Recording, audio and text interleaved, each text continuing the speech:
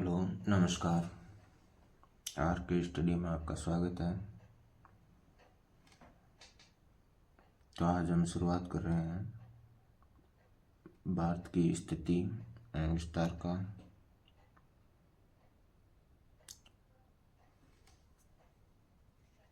अगली क्लास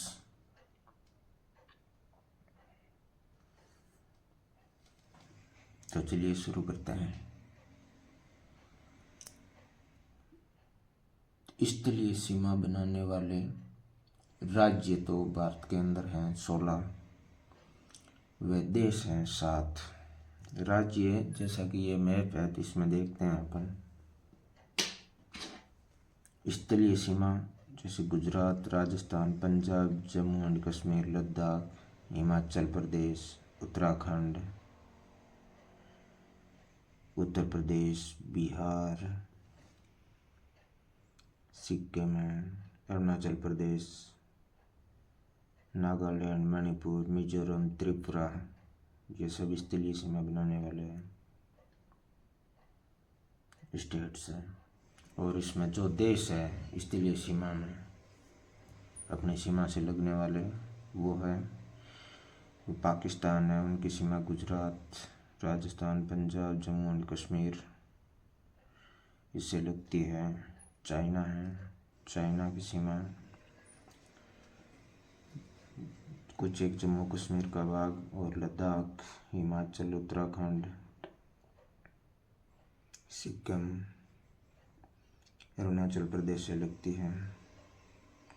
नेपाल है, नेपाल की सीमा उत्तराखंड, उत्तर प्रदेश, बिहार, सिक्किम से लगती है। और भूटान की सीमा है वो सिक्किम और असम, अरुणाचल प्रदेश से लगती है। और वेस्ट बंगाल।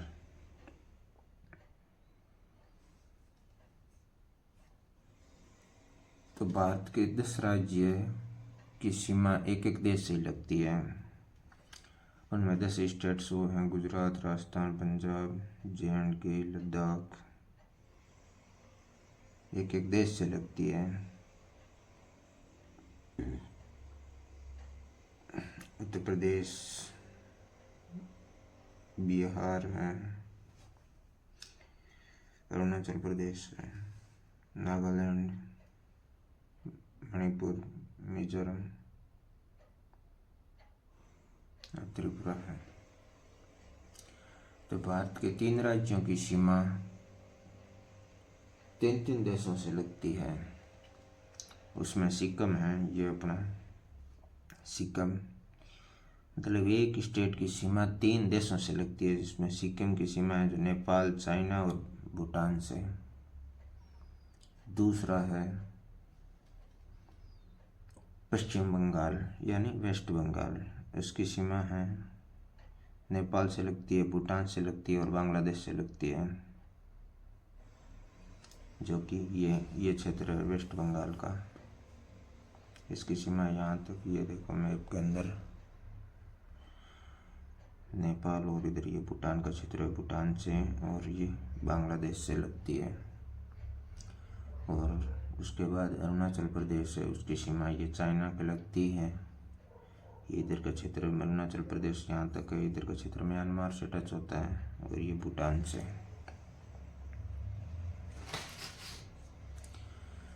सर्वाधिक राज्यों से सीमा लगने वाला राज्य है, मतलब वह राज्य या वह स्टेट जिसकी सीमा सर्वाधिक स्टेटों से लगती है या सीमा लगती है, उसमें है यूपी है, उत्तर प्रदेश, इसकी सीमा 8 राज्यों से लगती है।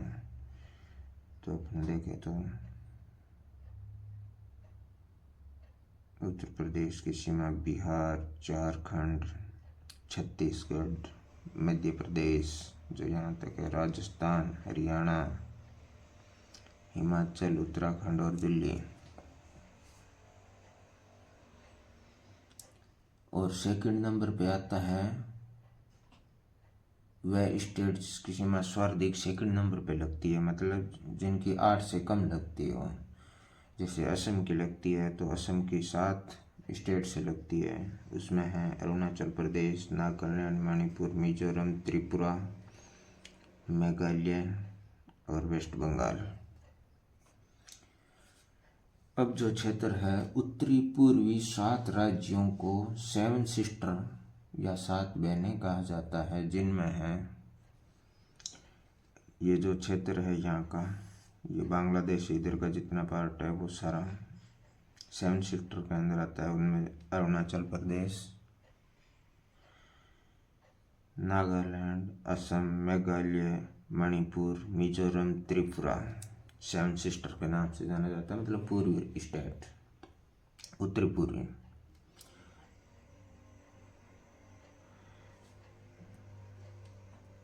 और भारत का एक स्टेट ऐसा भी है जो तीनों ओर से एक ही देश से घिरा हुआ है, वो है त्रिपुरा।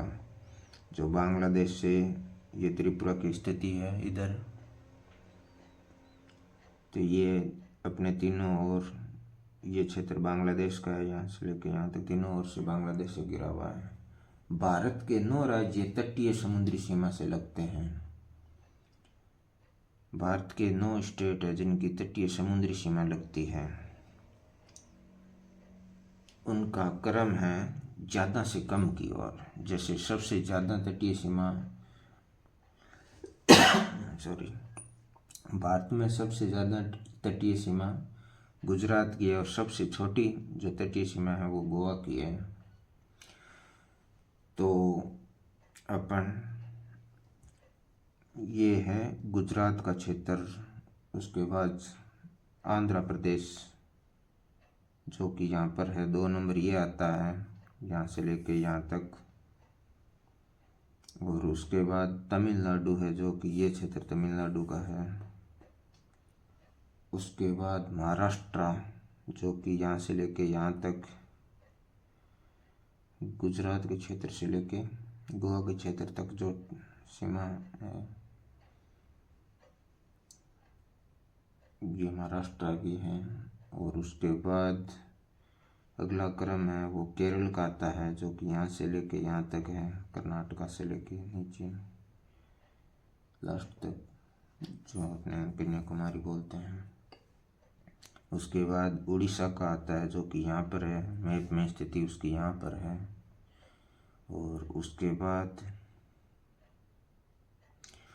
कर्नाटका, और उसके बाद वेस्ट बंगाल जो कि स्थिति उसकी यहाँ पर है। और उसके बाद सबसे छोटी सीमा आती है वो है गोवा की, जो कि लगभग 118 किलोमीटर के आसपास है। और सबसे बड़ी सीमा गुजरात की है जो 1214 किलोमीटर के आसपास है।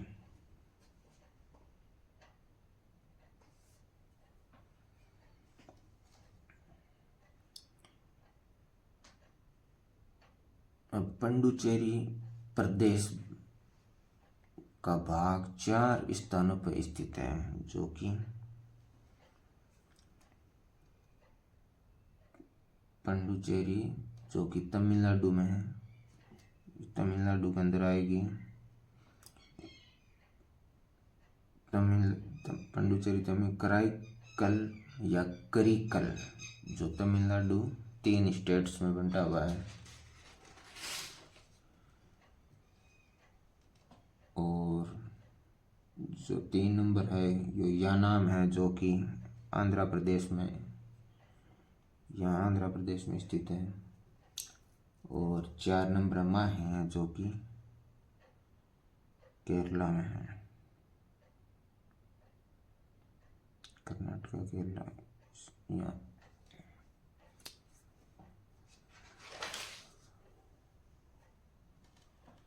जैसे अपन बना के देखेंगे,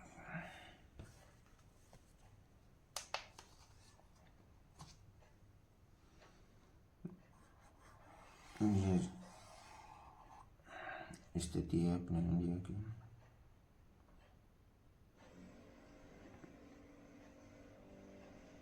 जैसे ये आ गया उड़ीसा का भाग, या उड़ीसा, पश्चिमी बंगाल दिख रहा है, पश्चिमी बंगाल, और उसके बाद ये आ गया आंध्र प्रदेश।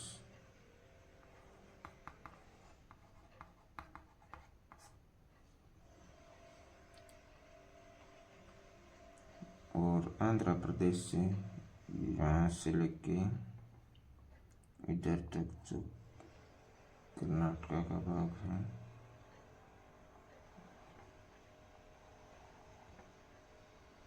ये आ गया अपने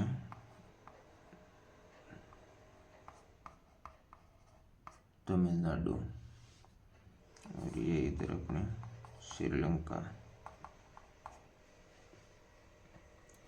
तो इसमें जो मतलब पंडुचेरी है जो 3 भागों में या 3 स्टेटों में बंटा हुआ है, मेन पंडुचेरी है वो तो अपने तमिलनाडु के अंदर है।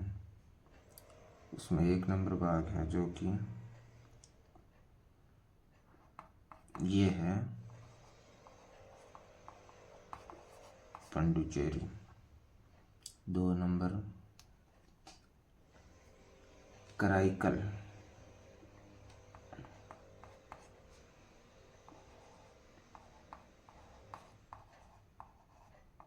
कराईकल या करिकल जो कि तमिलनाडु में स्थित है। और 3 नंबर है जो यमन है,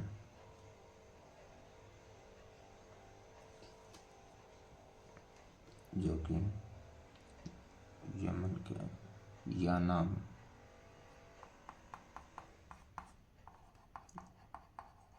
यानाम जो कि अपने आंध्रा का भाग है। और चौथा है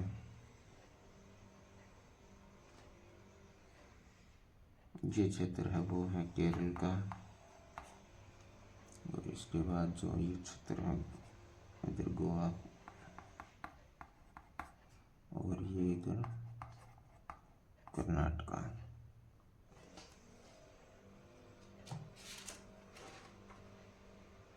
मैं जो क्षेत्र है ये इधर अपने वो है केरल का। और ये इधर मन्नार की खाड़ी वगैरह, गुजरात का क्षेत्र, दमन, गुजरात,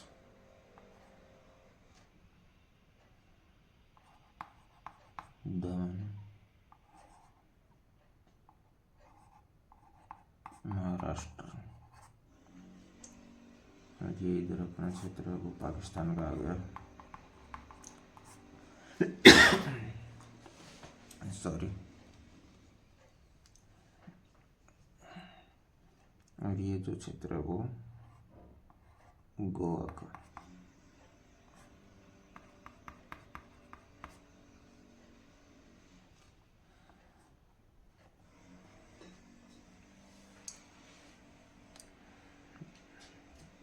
जो पंडुचेरी है वो केंद्र शासित प्रदेश है, जो 4 स्थानों पर स्थित है। वो 1 नंबर पंडुचेरी है वो मेन पंडुचेरी जो कि तमिलनाडु में है। और 2 नंबर है कराईकल या करिकल, वो भी तमिलनाडु में स्थित है। और 3 नंबर है जो यानाम, यानाम है वो अपने आंध्रा में स्थित है। और 4 नंबर माई है वे अपने केरला में स्थित है।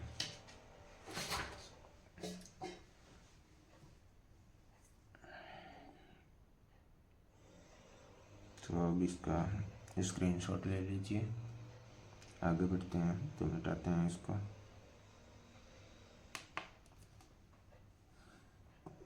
अब भारत के सीमावर्ती सागर या आधार रेखा से समुद्र की ओर जो दूरी होती है वो अपन एक बार देख लेते हैं। ये भारत है,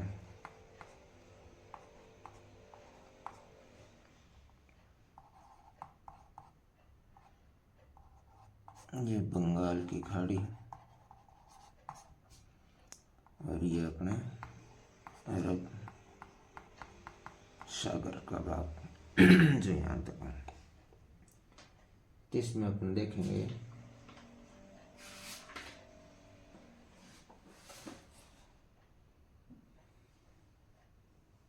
सबसे पहले जो भाग आता है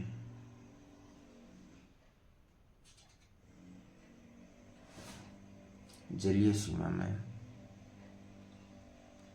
भारत की प्रादेशिक समुद्री सीमा या क्षेत्रीय सागर, उसमें अपने भारत की मतलब दूरी में जो अधिकार होता है वो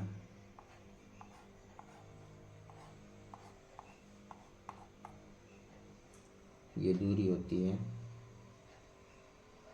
12 समुद्री मील।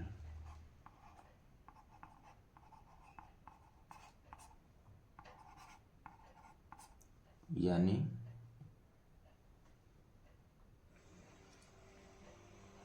21.9 किलोमीटर।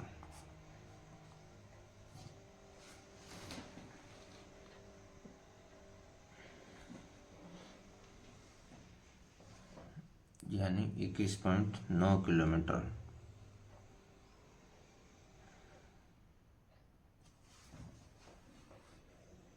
बारह समुद्री मील है जो कि 21.9 किलोमीटर है। उसके बाद जो ये क्षेत्र होता है, दूरी होती है, इस क्षेत्र में भारत संपूर्ण अधिकार प्राप्त होता है। जो भी क्षेत्र जो 12 किलोमीटर समुद्री मील या 21.9 किलोमीटर की जो दूरी होती है उसमें संपूर्ण अपने भारत का एक अधिकार होता है। ये अपने उपयोग कर सकता है किसी भी काम के लिए। उसके बाद जो दूरी चालू होती है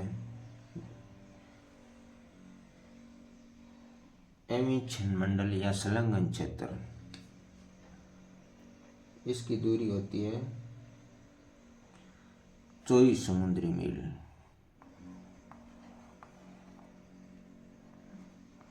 चौबीस समुद्री मील। इसमें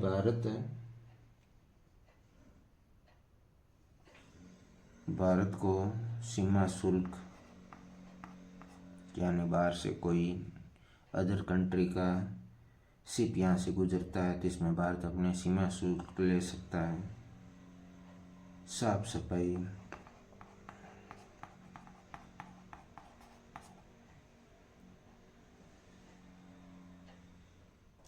वसूली का, वित्तीय अधिकार होता है।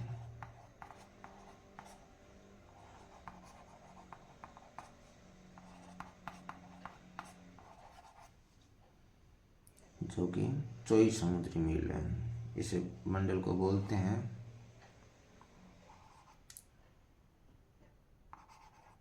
एमिशन मंडल या संलग्न क्षेत्र। संलग्न क्षेत्र। इसके बाद जो समुद्री सीमा प्रारंभ होती है वो होती है अपने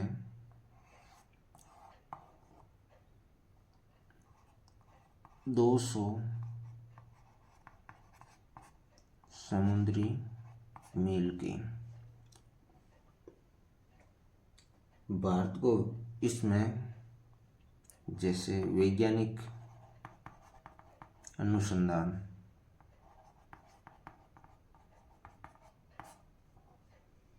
वह नए द्वीपों का निर्माण,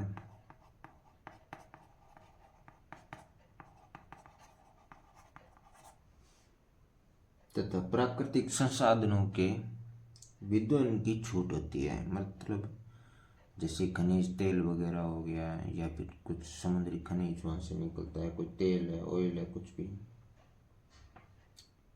इसके बाद जो क्षेत्र होता है वो होता है उच्च सागर का,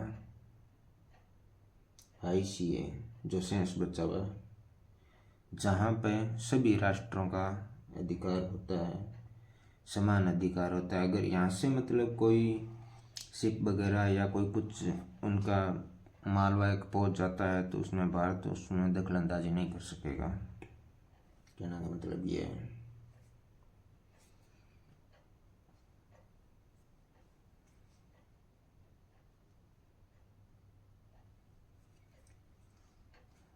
तो अब चलते हैं आगे। कंटिन्यू साथ में बने रहना ताकि ये टॉपिक आपके अच्छे से क्लियर हो जाएंगे। उसके बाद में आते हैं भारत के उच्चावच।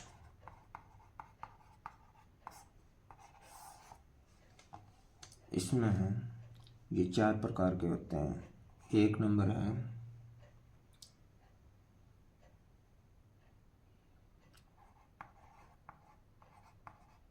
पर्वतीय भूभाग,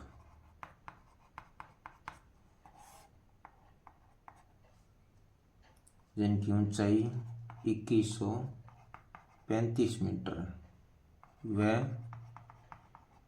इससे अधिक हो, जिसका आधार विस्तृत व शीर्ष भाग संकुचित हो, मतलब जिसका ये त्रिभुज की तरह है। पर्वतीय भूभाग जैसा कि नाम से ही प्रतीत हो रहा है। आधार जो ये वाला क्षेत्र है ये फैला हुआ हो और शीर्ष जो ऊपरी भाग है वो तिरछा हो, या मतलब आधार की बजाय कम चौड़ा हो, और जिनकी ऊंचाई लगभग 2135 मीटर हो, हाइट, वो पर्वतीय भूभाग के अंदर सम्मिलित है, जो भारत के कुल भूभाग का 10.7% है। 2 नंबर आता है पहाड़ी भूभाग।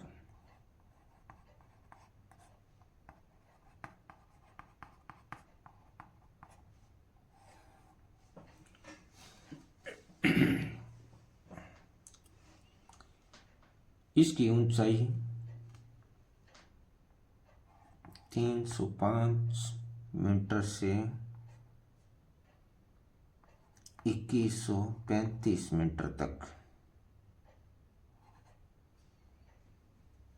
आधार विस्तृत शीर्ष भाग पर संकुचन, जो भारत का लगभग इसका भी सेम ही है। आधार है वो फैला हुआ होना चाहिए और शीर्ष भाग है वो संकुचित या संकड़ा होना चाहिए। ये पहाड़ी भूभाग अपने भाग है जो भारत के भूभाग के 18.6%।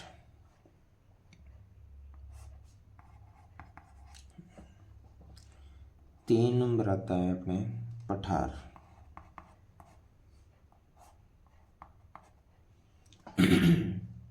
इसकी पठारों की ऊंचाई 305 मीटर से लेके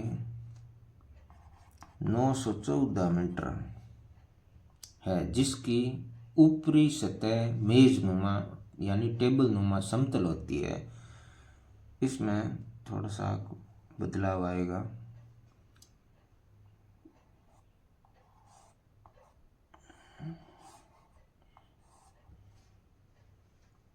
जैसे मेजनुमा है, ये वाला समतल ऊपरी भाग है वो समतल होना चाहिए, वो पठारों की श्रेणी में आता है। और जिनकी ऊंचाई है वो 305 मीटर से लेकर 914 मीटर होगी, जिनकी ऊपरी सतह समतल होगी। आधार तो वैसे चौड़ा ही रहेगा, तो इनको अपन पठारों की श्रेणी में मानेंगे। तो ये जो भारत के भाग हैं भूभाग में 27.7% है।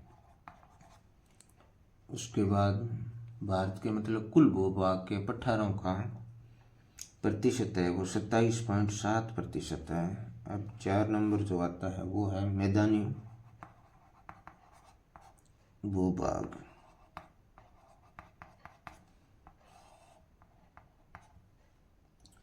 तो इसकी ऊंचाई है वो 305 मीटर से कम होनी चाहिए।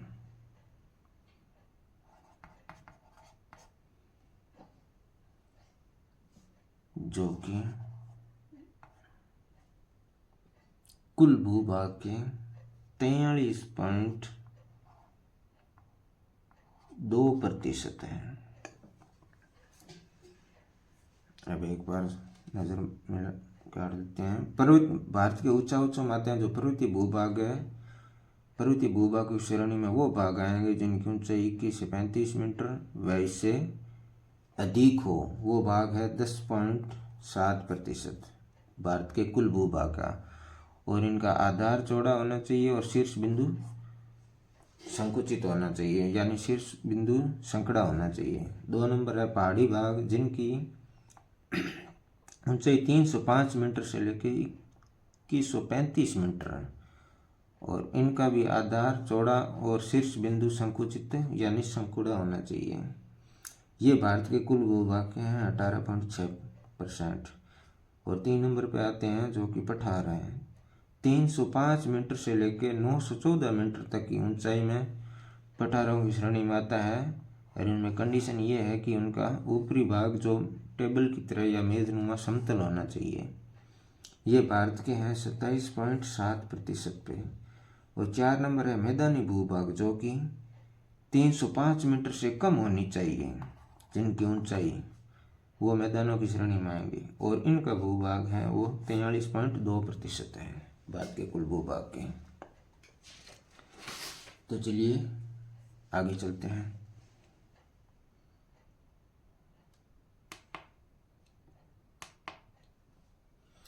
अब आता है भारत के भू आकृतिक प्रदेश। भारत के भू आकृतिक प्रदेश जो कि 6 भागों में है।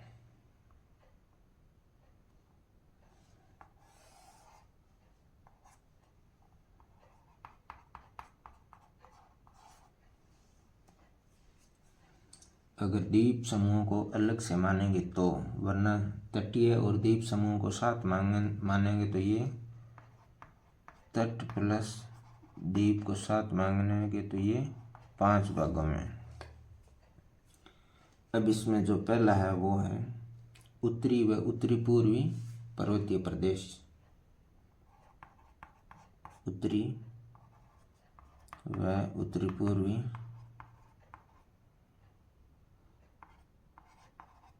पर्वतीय प्रदेश या हिमाचल प्रदेश। 2 नंबर है अपने उत्तरी विशाल मैदान। 3 नंबर है प्रायद्वीपीय या ये इधर होगी दक्षिणी पठारी प्रदेश। और 4 नंबर होगा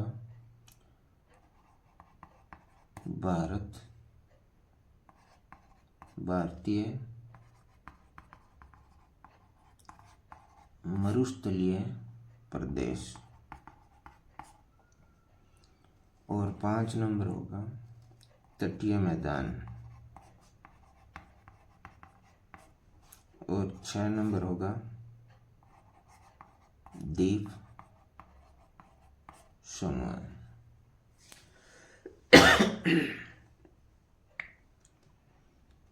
तो अपने पहला पॉइंट ये यहाँ से चालू करते हैं। इसमें भारत में भूभागों की भू आकृतिक प्रदेशों में 6 भागों में बांटा गया है। उनमें अगर तटीय व द्वीप समूह सम्मिलित करेंगे तो ये 5 भागों में हो जाएगा, 6 भागों में। पहला पॉइंट लेते हैं उत्तरी व उत्तरी पूर्वी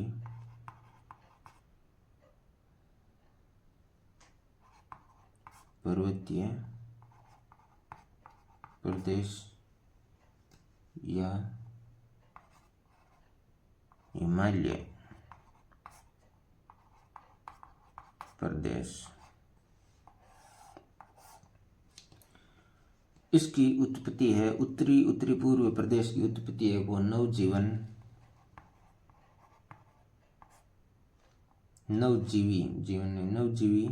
महाकल्प में हुई थी। महाकल्प नवजीवी कल्प में मतलब नवजीवी महाकल्प के ट्रेसरी यानी तृतीय कल्प में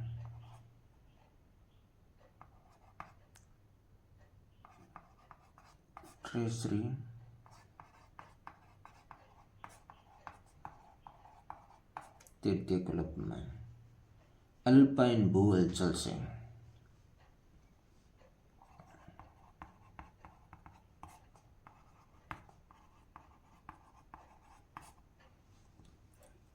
आज से लगभग 6.5 से लेके 7 करोड़ वर्ष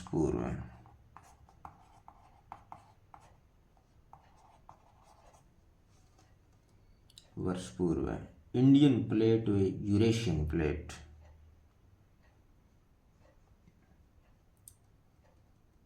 इंडियन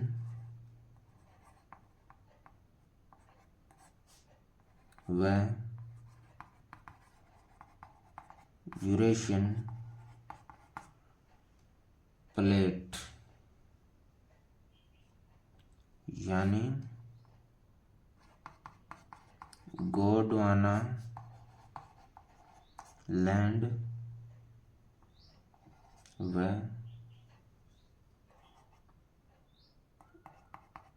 अंगारा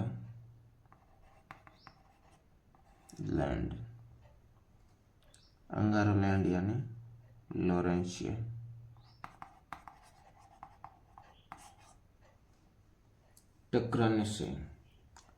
टकराने से इसको अपन अभिसरण भी बोलते हैं। अभिसरण का मतलब है जब दो प्लेटें आपस में, जैसे एक प्लेट ये है और एक प्लेट ये है, जब दो प्लेटें आपस में टकराएगी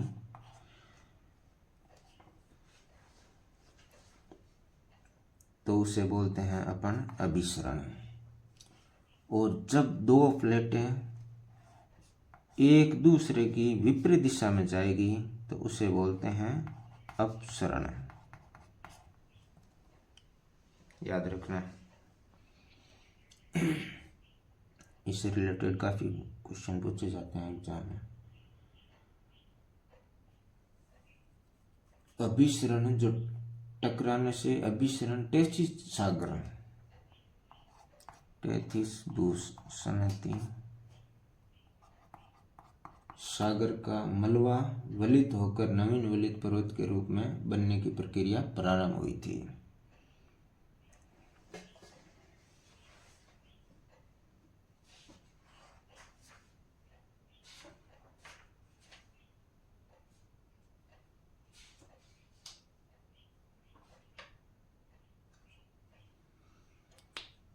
अतः आज जहाँ विश्व का सबसे ऊंचा हिमालय पर्वत है वहाँ प्राचीन काल में टेथिस भूसन्नति थी, यानी टेथिस सागर था।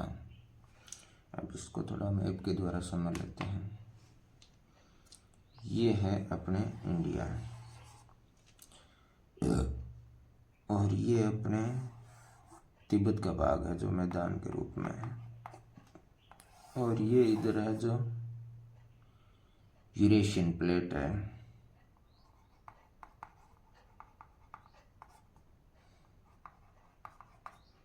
यूरेशियन प्लेट या अंगारा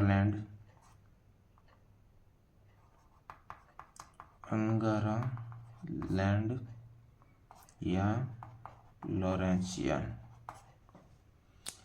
और जो ये इंडियन प्लेट है ये है अपने गोंडवाना लैंड की भाग।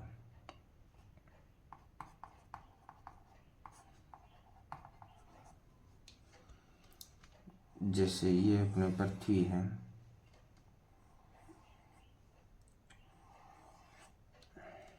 तो इसमें ये है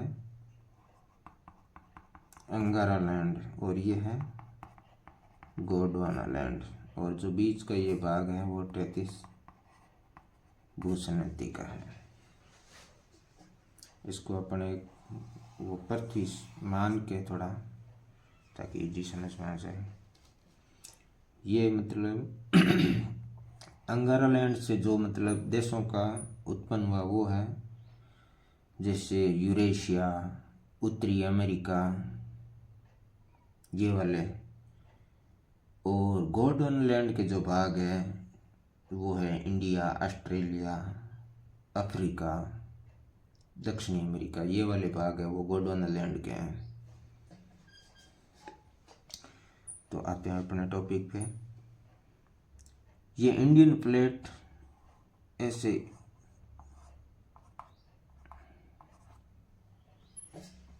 इसका अभिसरण हो रहा था, वो यहाँ से मतलब उत्तर दिशा की तरफ बढ़ रही थी। तो इधर यूरेशियन प्लेट थी, वो ज़्यादा भारी थी, तो इंडियन प्लेट का क्षेपण हो रहा था। क्षेपण मतलब जब दो प्लेटें, एक हल्की प्लेट और एक भारी प्लेट, जैसे ये भारी प्लेट है और ये हल्की प्लेट है, ये इंडिया है और ये अपन यूरेशियन प्लेट समझ लेते हैं। नहीं सॉरी भारी प्लेट रशियन है और ये इंडिया है।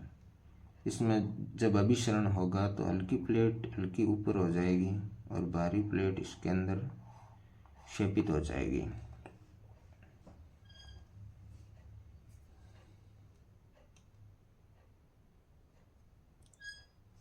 तब जो भाग ऊपर उठेगा वो पर्वत के रूप में, जो आज हिमालय के रूप में अपन देख रहे हैं, वो है। तो उत्तर व उत्तरी पूर्वी पर्वतीय प्रदेश को दो भागों में बांटा जाता है। उत्तर व उत्तरी पूर्वी पर्वतीय प्रदेश को दो भागों में बांटा जाता है, वो है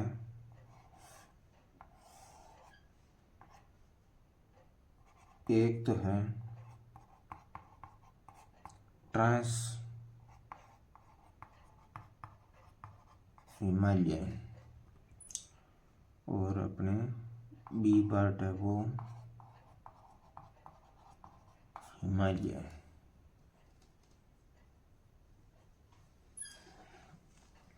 तो ट्रांस हिमालय में अपन ट्रांस हिमालय को जैसे और नामों से भी जाना जाता है, जैसे पार हिमालय,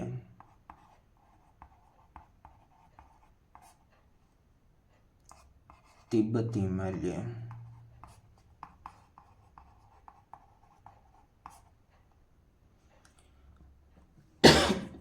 सॉरी।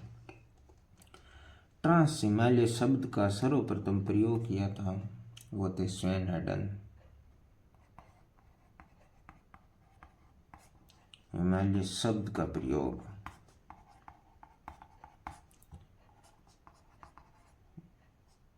स्वेन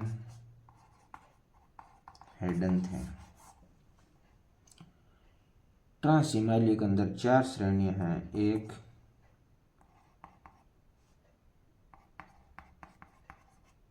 काराकोरम श्रेणी,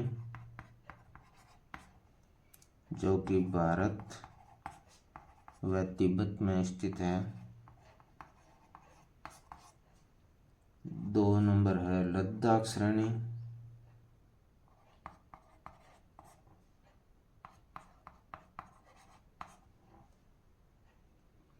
जो कि भारत में है। 3 नंबर है कैलाश श्रेणी, जिसे कैलाश पर्वत बोलते हैं।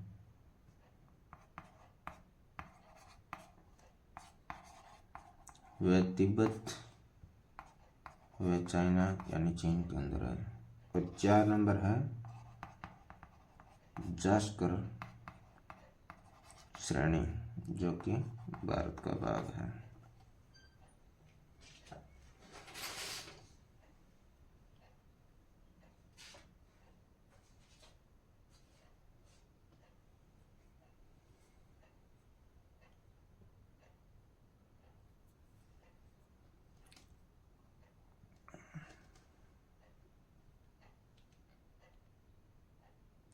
तो अब ये श्रेणियाँ अपन थोड़ा मैप में देखेंगे।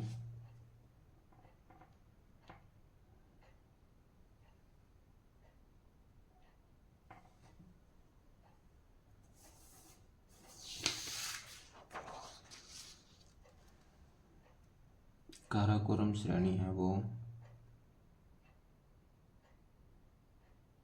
ये वाला भाग है, वो इधर है।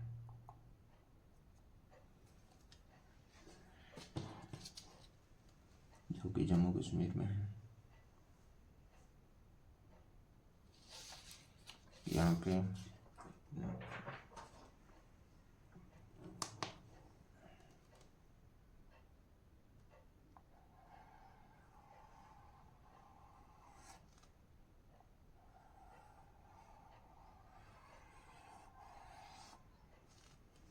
ये जो अर्छिला दर्रा है,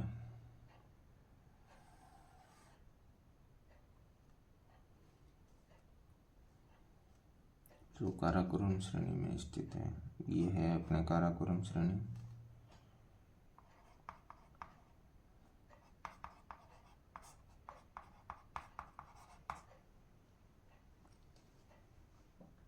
सियाचिन ग्लेशियर का जो भाग है, जिसमें तापमान माइनस में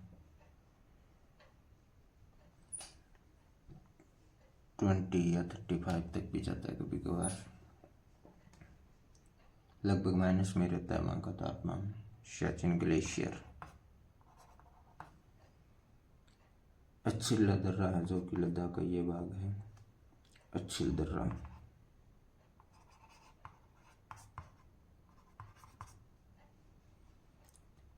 इसमें ये चोटी है काराकोरम श्रेणी में K2।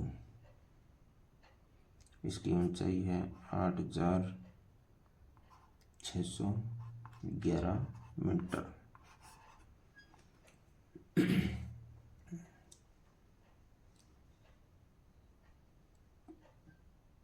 भारत की सबसे ऊंची चोटी मान बोलते हैं इसको, और इसका K2 को गॉडविन आइंस्टीन भी बोलते हैं।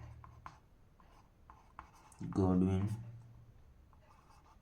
आइंस्टीन जो भारत की सबसे ऊंची चोटी है। भारत की काराकोरम श्रेणी सबसे उत्तर की श्रेणी है, जो कि इसके बाद अपने इधर ये अफगानिस्तान, इधर पाकिस्तान, इधर चाइना का क्षेत्र आ जाता है।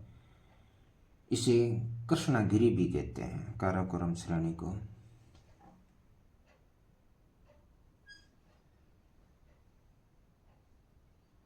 यह तिब्बत के पठार के बीचों बीच फैली है, अतः इसे तिब्बत के पठार की रीढ़ की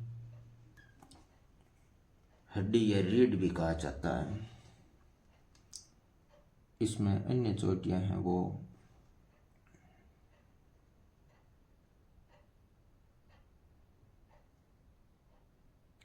है गेशरबूम काराकोरम श्रेणी में। अन्य चोटियां हैं वो गेशरबूम, मेशरबूम, ब्रॉड पीक,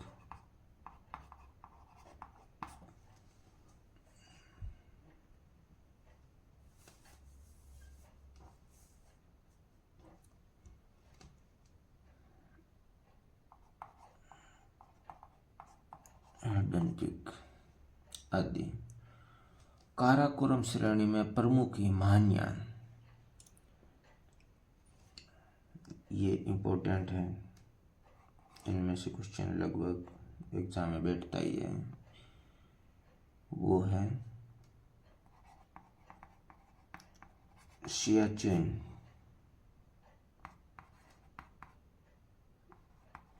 बाल्टोरा, बियाफो, इस्पार,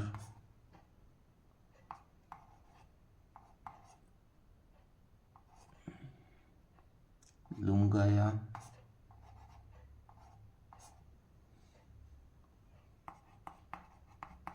रेमो शिचिन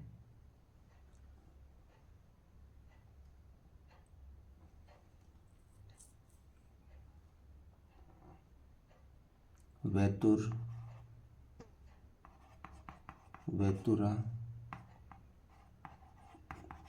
ग्लेशियर, ये तो है हिमालयन। अब काराकोरम श्रेणी के आते हैं दर्रे। काराकोरम दर्रा व अगिल दर्रा स्थित है जो भारत और चीन को जोड़ता है।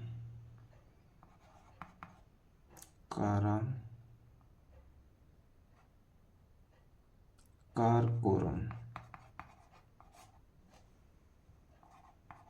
दर्रा व अगिल दर्रा स्थित है जो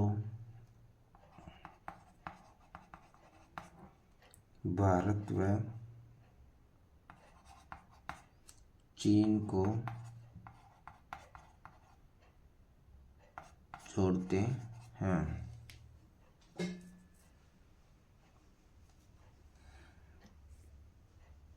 तो अब 2 नंबर आती है अपने अगिल दर्रा है वो भारत और चाइना को जोड़ता है। 2 नंबर है लद्दाख श्रेणी।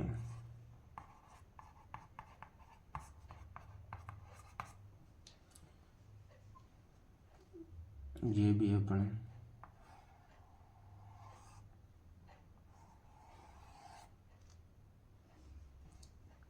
जम्मू कश्मीर लद्दाख का भाग मानेंगे अपन इसको। ये इधर काराकोरम श्रेणी और उसके नीचे ये है वो लद्दाख श्रेणी। लद्दाख श्रेणी में जो ये दर्रा है वो है, ये भारत चीन को जोड़ता है वो काराकोरम दर्रा, और लद्दाख श्रेणी के अंदर है खारदुंगला।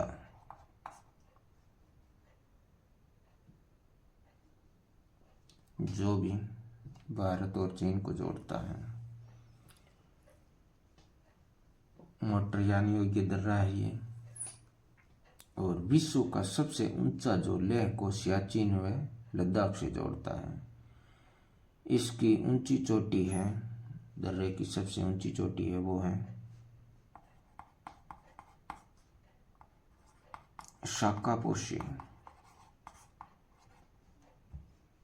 वो है 7,887 मीटर। पहले वो चोटी थी J&K यानी जम्मू एंड कश्मीर में, लेकिन अब ये है लद्दाख, केंद्र शासित प्रदेश बन गया अलग से, तो लद्दाख यूटी के अंदर।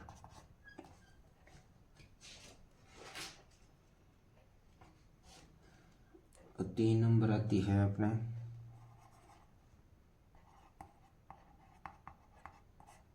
कैलाश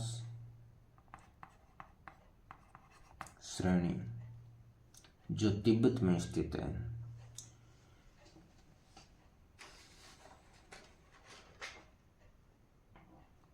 जो कि अपने ये इंडिया का भाग है।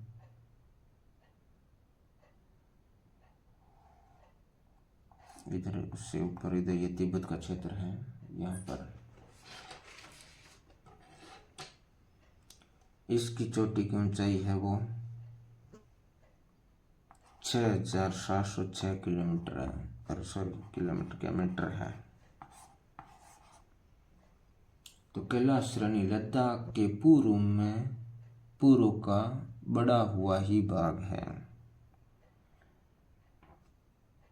यानी कैलाश श्रेणी है जो लद्दाख की जो श्रेणी है इसके पूर्व का, मतलब पहले का जो बढ़ा हुआ क्षेत्र है उसी को अपन कैलाश श्रेणी कहते हैं।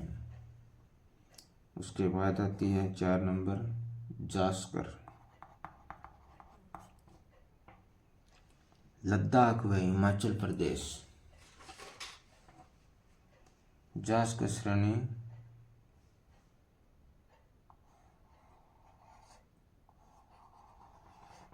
ये जो है लद्दाख व हिमाचल का भाग वहाँ पर स्थित है।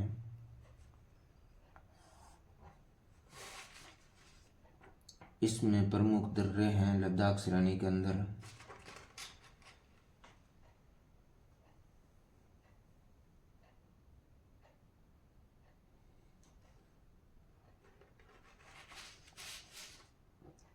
वो है एक फोर्टूला दर्रा,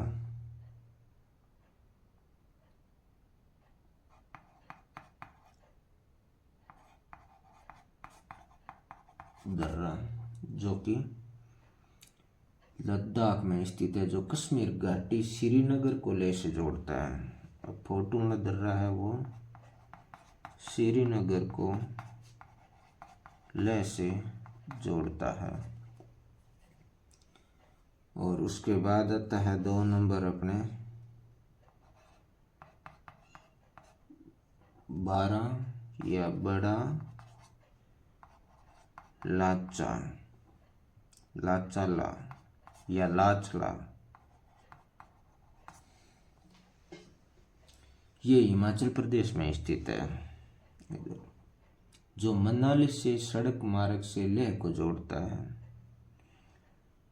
कुल्लू मनाली सड़क मार्ग से लेह को जोड़ता है। सिंधु नदी लद्दाख व जास्कर श्रेणी के बीच में है। ये लद्दाख श्रेणी और ये इसके नीचे जास्कर है, और सिंधु नदी तंत्र ये इसके बीच में है। सिंधु नदी लद्दाख व जास्कर श्रेणियों के बीच में स्थित है। भारत में ट्रांस हिमालय की श्रेणियों का उत्तर से दक्षिण की ओर क्रम है वो ये है काराकोरम, लद्दाख, जास्कर। नॉर्थ से साउथ की ओर, मतलब इधर से इधर की ओर जो क्रम है, एग्जाम में पूछा जाता है यहाँ से क्वेश्चन, या इनका दर्रों से पूछ लेते हैं। अब इसका बी पार्ट का जो भाग आता है वो है हिमालय का, जो कि अपन अगले वीडियो में करेंगे। क्लास में बना रहने के लिए धन्यवाद। चैनल को ज़्यादा से ज़्यादा शेयर करें, सपोर्ट बनाए रखें और सब्सक्राइब भी करें। थैंक यू, धन्यवाद।